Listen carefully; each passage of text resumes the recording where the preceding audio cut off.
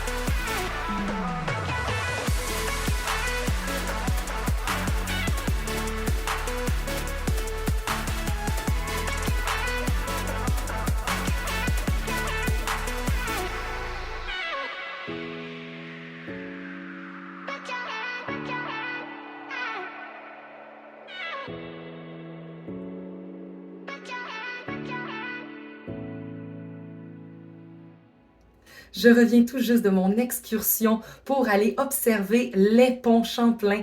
Et oui, il y en a encore deux pour l'instant, mais bientôt, il restera vraiment juste le pont Samuel de Champlain. Alors, un petit peu d'informations sur ces ponts-là. L'ancien pont Champlain, comme nous l'appelons si bien, c'est le pont Champlain.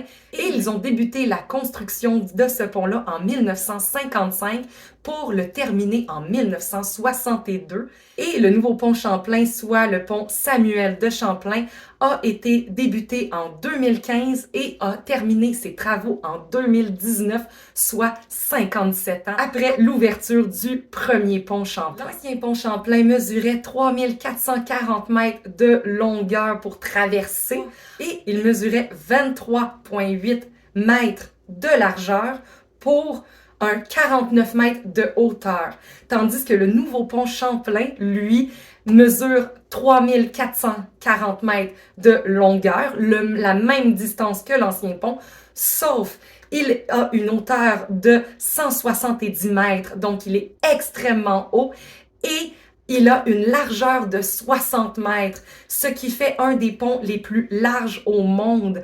Alors, c'est vraiment impressionnant d'y être, mais par en dessous. Pourquoi il est aussi large que ça? C'est qu'ils ont inclus des voies pour le transport en commun et des voies de cyclables et vraiment des voies pour la circulation automobile aussi. Alors vraiment, c'est un vraiment beau pont. Et il a coûté 4,24 milliards de dollars à construire. Alors, pour de vrai, ça vaut le petit détour et ça vaut l'excursion d'aller voir ce pont-là. Et on peut le faire à partir de la marina du club de yachting de Saint-Lambert. Et vous pouvez rentrer dans votre GPS le 1, la rue du Havre, et vous allez pouvoir aller vous stationner au parc du Havre. Donc, c'est tout près du fleuve Saint-Laurent. C'est à Saint-Lambert et vous débarquez là. Le stationnement est gratuit. Évidemment, c'est pas dans le club de bateau. C'est vraiment juste avant d'y entrer. Alors, vous pouvez vous stationner là gratuitement.